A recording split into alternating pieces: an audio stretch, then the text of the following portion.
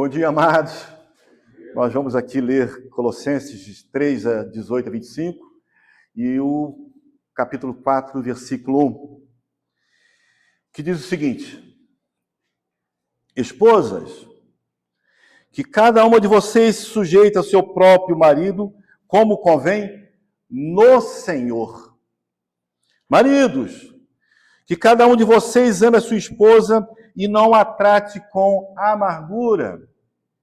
Filhos, em tudo obedeçam aos seus pais, pois isso é agradável diante do Senhor. Pais, não irritem os seus filhos, para que não fiquem desanimados. Servos, obedeçam em tudo os seus senhores aqui na terra, não servindo apenas quando estão sendo vigiados, visando somente agradar pessoas, mas com sinceridade no coração e temendo o Senhor. Tudo o que fizerem, façam de todo o coração, como para o Senhor e não para pessoas, sabendo que receberão do Senhor a recompensa da herança. E quem fizer injustiça, receberá em troca injustiça feita. Isso ninguém será tratado com parcialidade. Senhores, tratem os seus servos com justiça e igualdade, sabendo que também vocês têm um Senhor no céu. Pai eterno, obrigado pela tua palavra, Pai, que nós possamos sair aqui edificados, Pai, entendendo, compreendendo o teu texto, Pai, para que possamos não só ouvir, Pai, mas praticar em nossas vidas, no trabalho, no dia a dia, na família, em nome de Jesus que nós oramos. Amém. Amados, muitas pessoas acreditam que a fé, ela se resume somente ao que acontece dentro da igreja. Durante o culto, a pregação, os louvores, a comunhão. No entanto, aqui Paulo, ele mostra que o verdadeiro teste da nossa espiritualidade cristã não está apenas como comportamos na igreja, ou como cantamos, mas como vivemos quando o culto termina, quando voltamos para a nossa casa. E a gente observa que depois que Paulo, ele afirma lá no capítulo 3, no versículo 17, que diz: tudo deve ser feito em nome do Senhor Jesus. Agora Paulo nos conduz ao lugar aonde o evangelho se torna mais visível e desafiador nas nossas vidas. Sabe onde é que é? Na minha casa. No meu trabalho. É aí que nós verdadeiramente somos identificados como cristãos. Aqui todo mundo é cristão. Mas nós temos que permanecer dessa mesma forma na maneira que nós nos comportamos fora da igreja, como Paulo, como a gente falou no início. No meu dia a dia, com a minha esposa, com meus filhos, no trabalho, ou servindo como empregado ou como patrão. É disso que nós temos que aprender. E aqui, a supremacia de Cristo deixa de ser apenas uma doutrina que nós confessamos e passa a ser uma realidade que vivemos. O cristianismo bíblico não é uma espiritualidade separada do nosso dia a dia. Pelo contrário, a suficiência de Cristo se manifesta exatamente nos nossos relacionamentos. Como no casamento, como na criação de filhos, na forma que nós lidamos com autoridades, a forma que nós lidamos com as nossas responsabilidades. Não podemos apenas ser aquele crente de igreja. Nós temos que ser crente no mundo. Nós temos que ser sal no mundo. Nós temos que ser luz no mundo. Aqui dentro da igreja tudo brilha. Esse é o grande desafio para cada um de nós. Aonde o Cristo reina, as tarefas mais simples e as mais difíceis se tornam atos de obediência e adoração. Paulo falou, tudo que fizerem, façam em nome do Senhor. E quando nós lemos essa passagem, somos confrontados com uma pergunta que eu fiz para mim, faço para você, uma pergunta para a igreja. Cristo governa apenas o que dizemos crer ou todo o modo que vivemos todos os dias?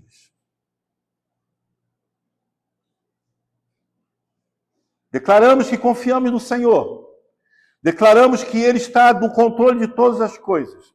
Declaramos que Ele é o Senhor das nossas vidas. Declaramos que Ele é o dono da minha vida. Mas como nos comportamos isso? Quando vivemos situações onde temos que colocar isso em prática. Eu não estou falando que é fácil, não, amados. Muito pelo contrário, está aí o grande desafio da palavra. Nós entendermos e crermos nela. Quando nós declaramos que confiamos no Senhor, nós declaramos que a sua vontade ela é boa, perfeita e agradável, independente do que você esteja passando. Essa pergunta que encontramos nesse texto, entendendo que o mesmo Cristo que nos chama à obediência é suficiente para sustentar cada passo de nossas vidas. E agora nós vamos entrar no versículo 18 e 19, que diz que... Coloca aqui para mim, 18 e 19. Antes. Mais. Passa. Não, primeiro. Aí. Esposas, que cada uma de vocês sujeita ao seu próprio marido, como convém no Senhor. Maridos, cada um de vocês ame a sua esposa e não a trate com amargura.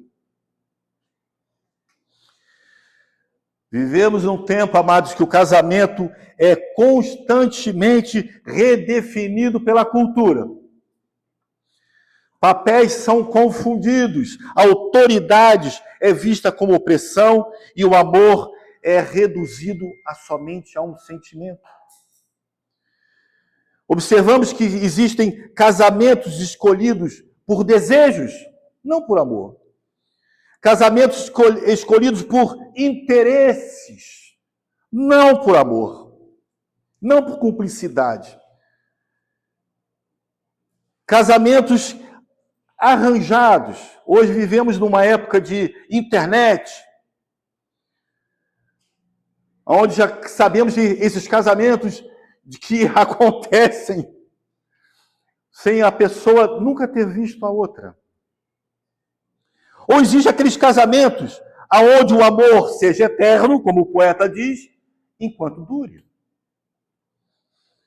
E nesse cenário, muitos olham para o texto de Colossenses, esse que nós lemos, e Efésios 5, como resistência, como Paulo estivesse defendendo um modelo ultrapassado e injusto.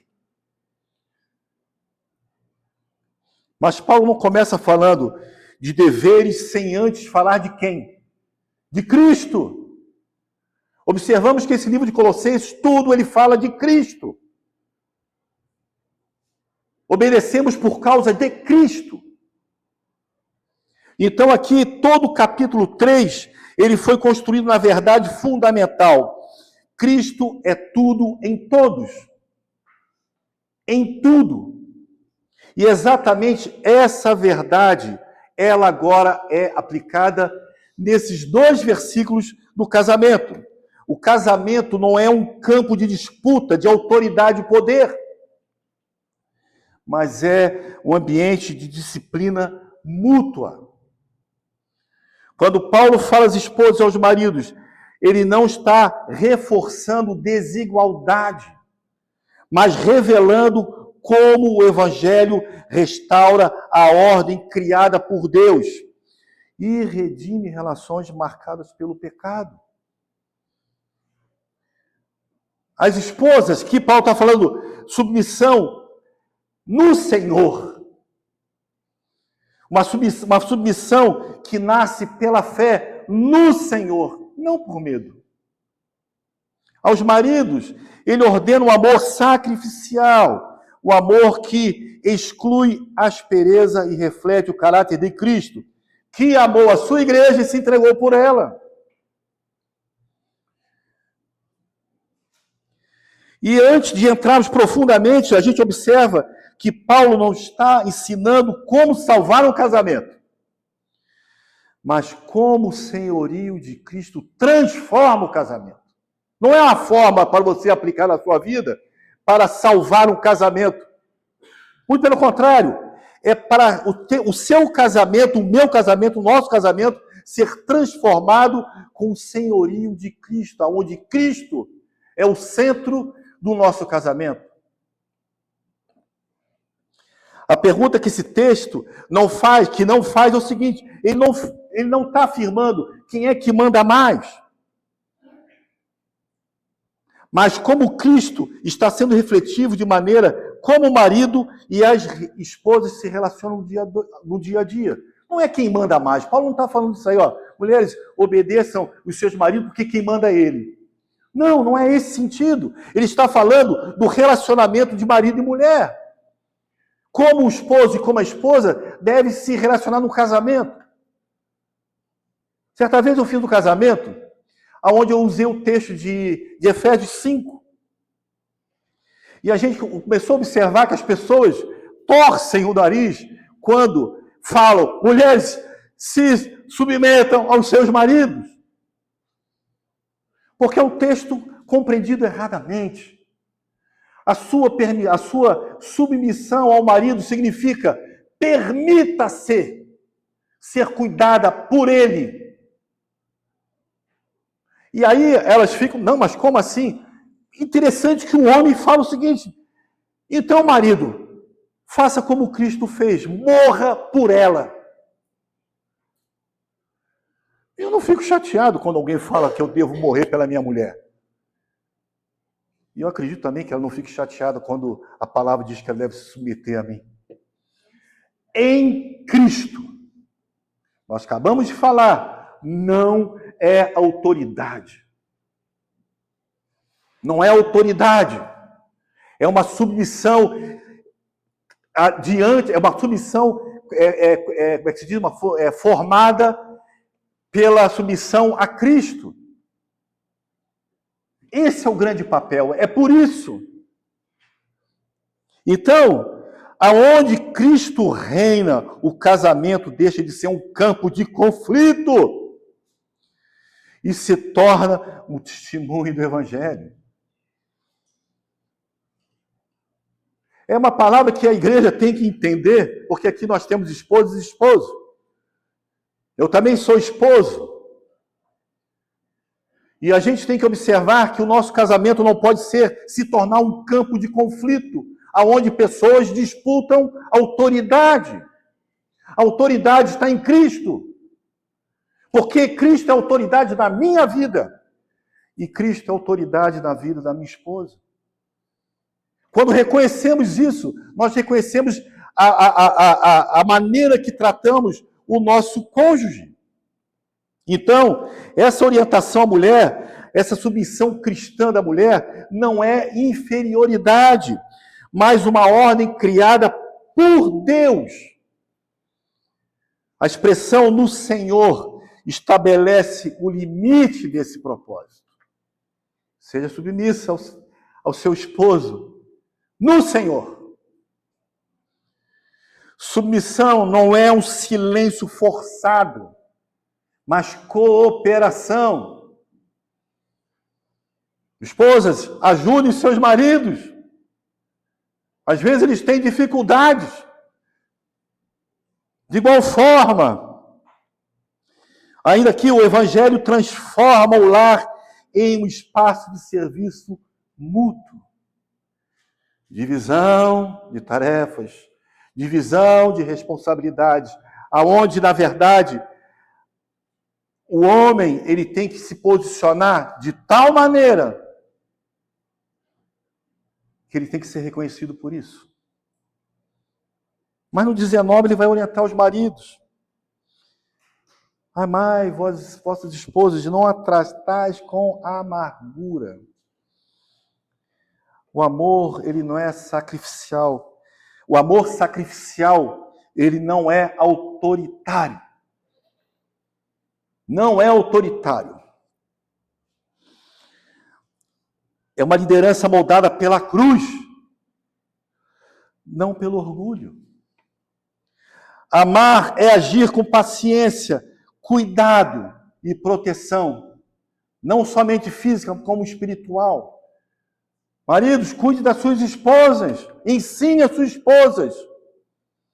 O ministério de um homem começa em casa, com a sua família, com os seus filhos, com a sua esposa.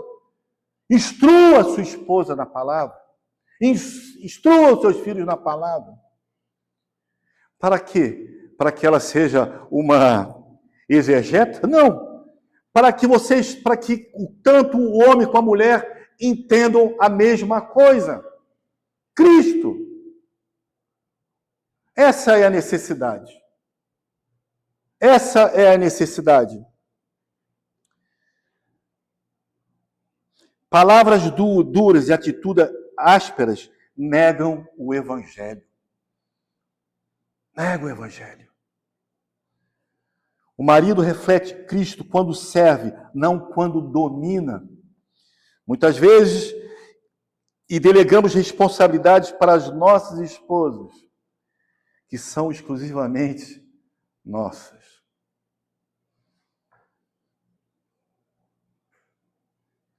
Mas não é só isso, não é só marido e mulher, não. Nós vamos falar agora a relacionamento dos pais. Aqui, observe, aqui vai falar de papai e de mamãe, em relação entre pais e filhos, que diz o seguinte: depois de Paulo tratar desse relacionamento marido e mulher, agora Paulo se volta aos pais, filhos e aos pais. Da mesma forma que observamos casamento com conceitos errados, também vemos filhos rebeldes, desobedientes. Essa palavra aqui, ela vai para tudo que é lado. E filhos refletem quem nós somos. Filhos repetem o que nós falamos em casa. Filhos repetem o que nós fazemos em casa. Querem me conhecer? Agora meus filhos já são velhos. Agora eles que têm que ser reconhecidos. Já são casados e têm os filhos deles. Mas quer reconhecer um pai? Conversa com o filho. Que a gente vai começar a entender. Então, se existe um lugar onde o evangelho é realmente provado, isso é dentro da minha casa. Esse lugar é dentro da minha casa. Se você ver como eu ando na minha casa, como eu me comporto na minha casa, você vai saber quem eu sou. É em casa que a fé deixa de ser um discurso e se torna uma convivência. Eu acho que a casa é o melhor laboratório para saber se você é um crente ou não. A maneira que você se comporta, a maneira que você conduz a sua família, a maneira que você gere os seus negócios, a maneira que você gere os seus recursos, a maneira que você, enfim, educa seus filhos, cuida dos seus filhos. Isso sim é a prova de realmente sermos transformados e convencidos e convertidos ao Senhor. Ser convertido não é somente vir aqui na igreja, dar glória a Deus, cantar um louvor, ler a Bíblia e ir embora. Isso, amados, é muito fácil. Muito fácil. O difícil é você colocar isso em prática. Quando nós colocamos essa prática em casa, é aí que a paciência é testada, a autoridade é exercida e corações são transformados. Filhos, obedeçam aos seus pais. Se nós educamos, é para o bem de vocês. Se nós falamos algumas coisas que aparentemente podem parecer difíceis, mas fazemos porque amamos vocês e obedeçam os seus pais. E não é de vez em quando, é sempre. É sempre.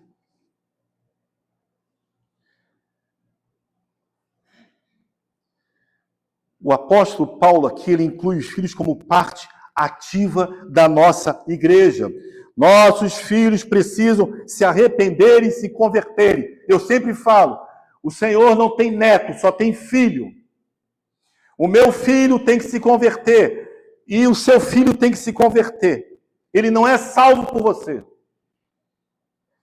Ele é salvo pela sua conversão. Então, Paulo está falando diretamente para eles, reconhecendo que eles também precisam pertencer ao Senhor e se converter ao Senhor. Ah, meu pai é salvo, minha mãe é salva, tudo bem, não vou nem na igreja porque eles oram por mim. Amado, sinto muito. Vai chegar a hora que todos estaremos diante do Senhor, inclusive nossos filhos. Além de mim, a minha esposa e os nossos filhos. Todos compareceremos na frente do Senhor.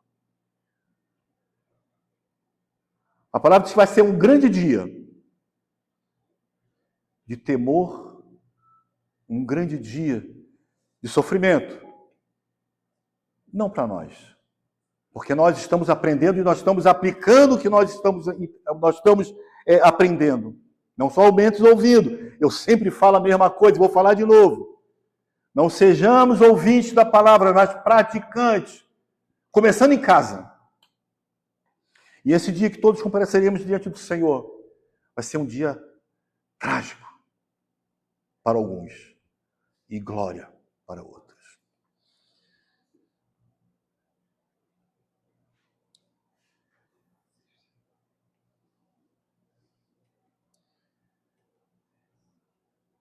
A obediência não é apenas uma regra doméstica, é um ato espiritual. Não é apenas agradar os pais, mas agradar o Senhor. A vida cristã, ela começa na infância, aprendendo a obedecer. Eu aqui tive a oportunidade de ver o Mateus na barriga da Edna, desde criança na igreja, o Rafinha, o Vicente. Todos eles cresceram, né? E sempre na igreja, né? Ainda tem que mudar umas coisinhas, mas já está no caminho. Ainda tem uns puxõezinhos de orelha, mas estão no caminho. Isso aí serve para o Pedro também. Alinhar nossas vidas, né? Alinhar o nosso caminho. Desviar desse mundo colorido, cheio de oportunidades. Mas agora Paulo, ele não fala somente dos filhos, mas ele também fala dos pais. Ele fala assim, pais, não irrite os vossos filhos para que não fiquem desanimados.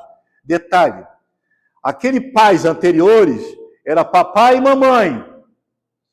Esse pais aqui é pai homem, pai. Não é pai e mãe, é só pai. E aqui nós vamos ver o equilíbrio do evangelho. A autoridade, mais uma vez, dada por Deus, não é licença para dureza ou abuso. O lar cristão não deve ser governada pelo medo, mas pela graça. A suficiência de Cristo também alcança nossas casas. O Evangelho não apenas salva indivíduos, mas ele reorganiza relacionamentos. Ele ensina filhos a obedecerem com alegria e pais a liderarem com ternura e responsabilidade. A pergunta: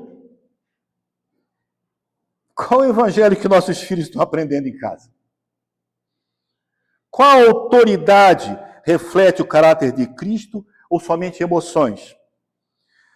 A obediência tem sido ensinada como peso ou como privilégio? Paulo afirma que Cristo deve ser o Senhor, que Cristo deve ser Senhor também na educação dos filhos e no exercício da autoridade no lar. Ele reina, ele disciplina e é equilibrada com amor e a obediência é moldada pela graça.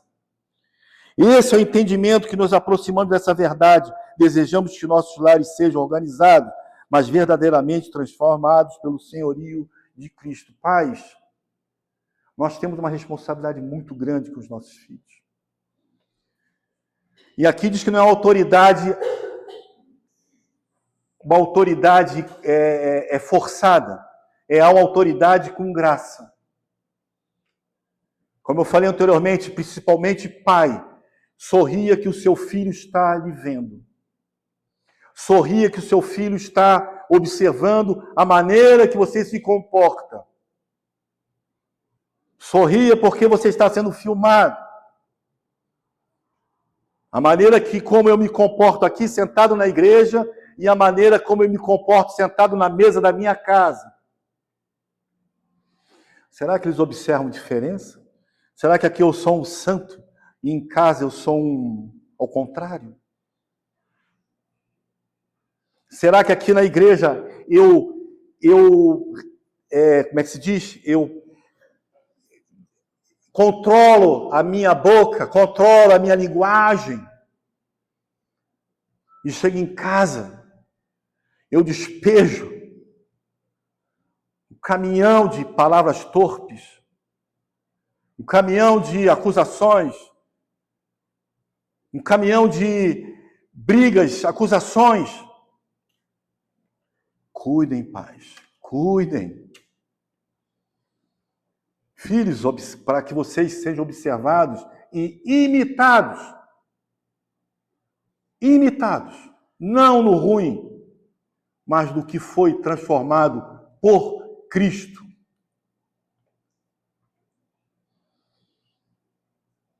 Mas não é somente esposa, marido, filhos e pais. Agora também tem Cristo suficiente no trabalho e nas responsabilidades.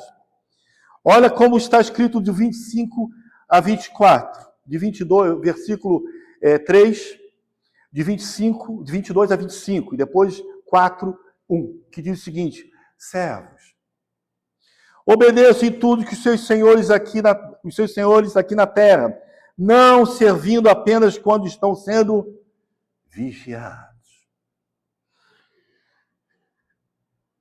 visando somente agradar pessoas, mas com sinceridade no coração. Observe o primeiro Senhor, temendo quem? O Senhor. Tudo que fizerem, façam todo o coração, como para o... E não apenas para pessoas, sabendo que receberão do Senhor a recompensa da herança. E Cristo, o Senhor, que vocês estão servindo, é quem fizer injustiça receberá em troca a injustiça feita. E isso nisso ninguém será tratado com parcialidade. Agora ele fala para os patrões: senhores, tratem os seus servos com justiça e igualdade, sabendo que vocês têm um Senhor no céu. Então, depois que Paulo trata de casamento, relação de pais e filhos, Paulo amplia algo mais que o evangelho alcança. Ele sai do ambiente conjugal, familiar e entra no campo de trabalho e nas estruturas de autoridade. Paulo mostra que Cristo não é apenas Senhor no culto, nem apenas no lar. Ele é Senhor também no trabalho, da responsabilidade e das relações hierárquicas. As pessoas falam assim: mas como assim Beto Polar tinha servos e escravos? É que no contexto que Paulo usa, Paulo vai falar de servos e senhores. Hoje nós vamos usar o contexto, vamos falar de empregados e patrões. Era o contexto social do Império Romano. Contudo, essa estrutura histórica, há princípios eternos que alcançam empregados, empregadores, líderes, liderados, chefes e subordinados. Não mudou. Mudou o nome. Porque a estrutura histórica, a estrutura ela não mudou. Mudou os nomes. Então, nós temos de observar, como a gente falou, esses versículos, e tem a repetição da palavra de referência Senhor. Ele diz: temendo ao Senhor, como para o Senhor, receberão do Senhor, Cristo, Senhor que estás servindo, e também vós tendo um Senhor no céu. Paulo ele vai destacar o foco da autoridade terrena para a autoridade suprema de Cristo. E essa autoridade transforma o modo que enxergamos o trabalho. Cristão não trabalha apenas pelo salário, promoção, reconhecimento. Ele trabalha como quem serve ao próprio Cristo. E aquele que exerce autoridade deve lembrar também que está debaixo de autoridade. Esse texto, ele confronta uma tentação muito comum. Eu agora sou aposentado, mas eu já fui empregado e já fui patrão. E aqui ele vai falar que trabalhamos apenas como quando estamos sendo observados. Quando não tem ninguém tomando conta, você não trabalha, você enrola. E aqui Paulo chama atenção. Trabalhe, sirva, porque você está fazendo isso para o Senhor. Como ele terminou o versículo 3,17. Tudo o que fizerem, façam como para o Senhor. Devemos trabalhar com integridade, mesmo quando ninguém nos vê, e também não trabalhar somente para agradar pessoas, mas enxergar nosso trabalho como um campo de testemunho cristão. Falamos desde o início, nós não somos crentes somente aqui na igreja. Eu sou crente na minha casa, eu sou crente no meu trabalho, eu sou crente aonde eu colocar os meus pés. Sempre.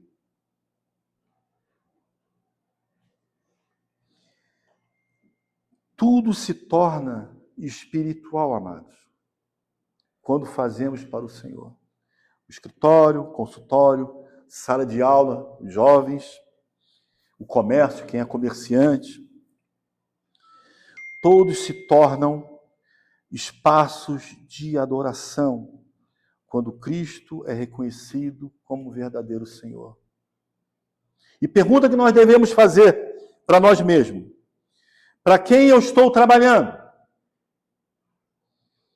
Meu esforço, trabalho, é por reconhecimento? Estou ali para receber aplauso?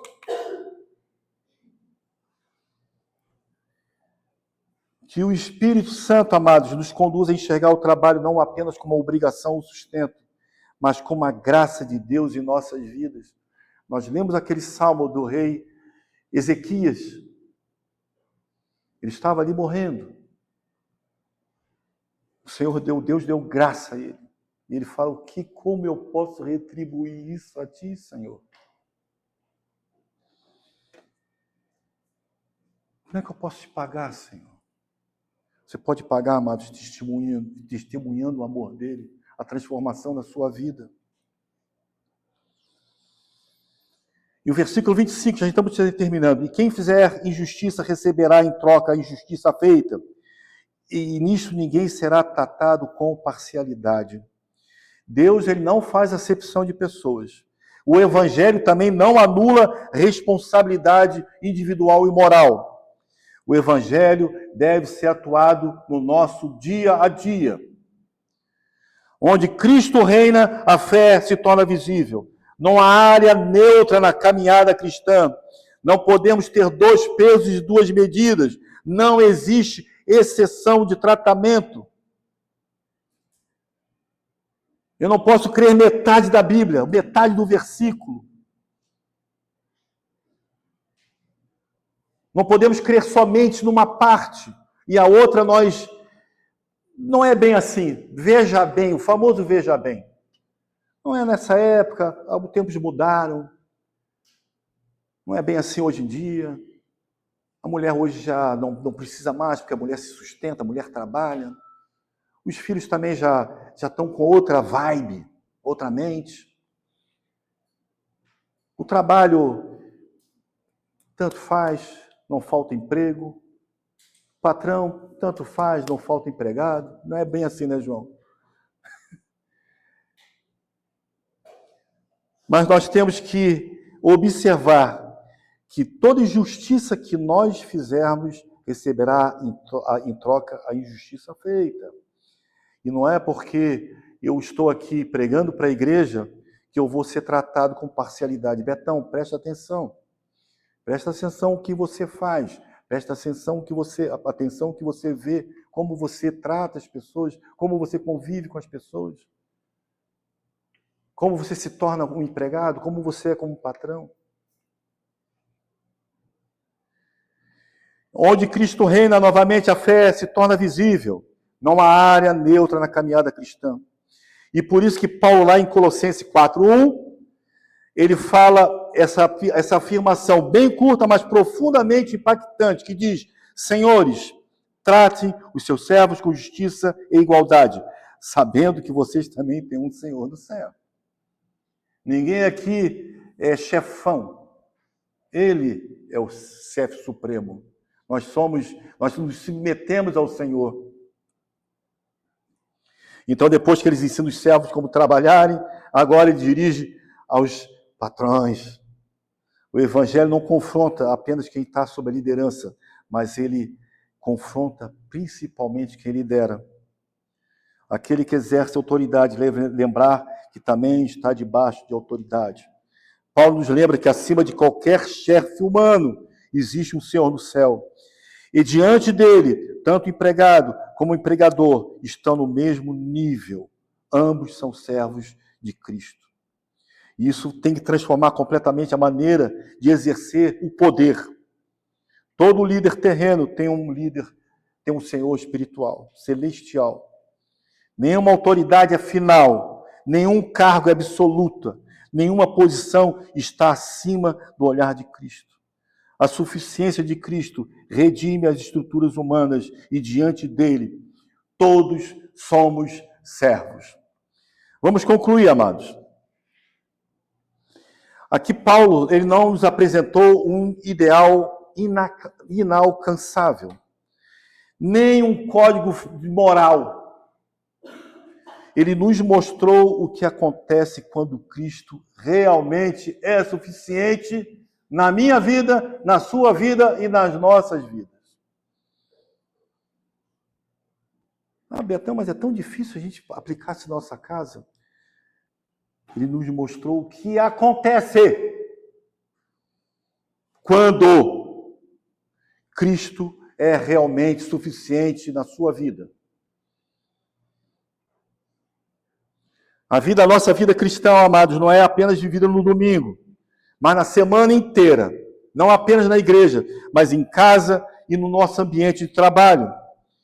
Não apenas nas palavras dos cultos, mas nas decisões silenciosas no trabalho, no lar, no casamento e nas criações dos filhos. Se Cristo é tudo em todos, então, o lar se torna um lugar de discipulado. Pais, discipulem os seus filhos. Maridos, discipulem as suas esposas. O trabalho é um campo de adoração. A obediência se torna fruto da graça, não um peso.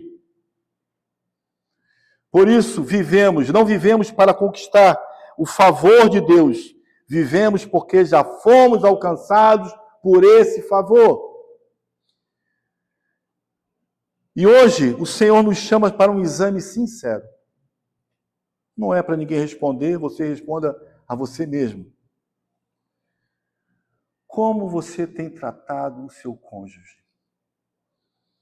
Que tipo de evangelho nossos filhos estão aprendendo dentro da nossa casa? Para quem, de fato, nós estamos trabalhando todos os dias? E como nós temos conduzido os nossos colaboradores todos os dias? E esses chamados, amados, não vêm acompanhados de condenação, mas de esperança, para que possamos atentar o que o Senhor deseja de cada um de nós. O mesmo que Cristo que nos chama à obediência é aquele que habita em nós, governa a nossa paz e sustenta a nossa caminhada. E que possamos sair essa semana, esse domingo, daqui com uma convicção no nosso coração. Cristo é suficiente para transformar o que somos. E Ele é fiel para sustentar o que ainda não nos tornamos. Eu vou repetir. Cristo é suficiente para transformar o que somos e fiel para sustentar o que ainda estamos nos tornando. A Ele seja glória no lar, na igreja, em toda a nossa vida. Amém. Pai eterno, nós te louvamos e agradecemos, Senhor, que possamos verdadeiramente, Pai, viver o que aprendemos, Senhor. Vamos, Senhor. Tem sido difícil muitas vezes, Senhor. Mas como nós vimos aqui, Pai, que o Senhor, Ele possa continuar essa obra que começou, Senhor. Em transformação das nossas vidas, nosso lar, nossos relacionamentos com marido e mulher, nosso relacionamento com filhos, Senhor. A maneira que trabalhamos, a maneira que cuidamos dos nossos negócios, Senhor. Que possamos reconhecer, Pai, a necessidade de sermos transformados, Senhor. Que possamos reconhecer, Senhor, a necessidade de não nos mantermos como estamos, mas sermos transformados por Ti, Pai. Porque cremos, Senhor, na Tua palavra, Pai. Cremos, Senhor, que Tu tens o melhor para cada um de nós. Cremos, Senhor, que a Tua vontade para cada um de nós é boa, perfeita e agradável, Senhor. Então, conduz, Senhor, nos conduz, Senhor, a uma vida reta diante de Ti, Pai. Que possamos ser observados, Senhor, porque somos verdadeiros cristãos, Senhor. Que possamos ser reconhecidos, Senhor, por verdadeiros cristãos, Senhor. Aonde estivermos, Senhor. A começar com nossa casa, Pai. A começar pela educação dos nossos filhos, Senhor. A começar para onde eu trabalho, Senhor. E aonde eu exerço autoridade, Senhor. Obrigado pela Tua igreja, Pai. Obrigado pela Tua igreja reunida, Senhor. E por que possamos cada vez mais, Senhor, aprender de Ti, Senhor. Não apenas como ouvintes, mas como praticantes. E nós oramos em nome do Teu Filho Jesus Cristo. Amém. Amém, amados? Só os avisos. Quarta-feira nós temos a nossa reunião aqui. Nós vamos continuar com os atributos de Deus. E essa quarta-feira nós vamos falar sobre santidade de Deus. Tem sido um momento muito interessante, muito bom, porque nós aprendemos verdadeiramente quem é Deus. Não apenas aquele conhecimento vago, como eu tenho falado, aquele Senhor que fica no céu, mas algo verdadeiramente real. Quem Ele é. Então, se você tiver oportunidade, venha na igreja. Se você tiver oportunidade, participe conosco para que nós possamos aprender juntos. Amém, amados? Amém. Mais alguma coisa? Não, né? E que a graça... deixa eu só falar uma coisinha. Ontem nós tivemos o café das mulheres na igreja, né? Pelos relatos que nós tivemos, foi muito bom esse relacionamento.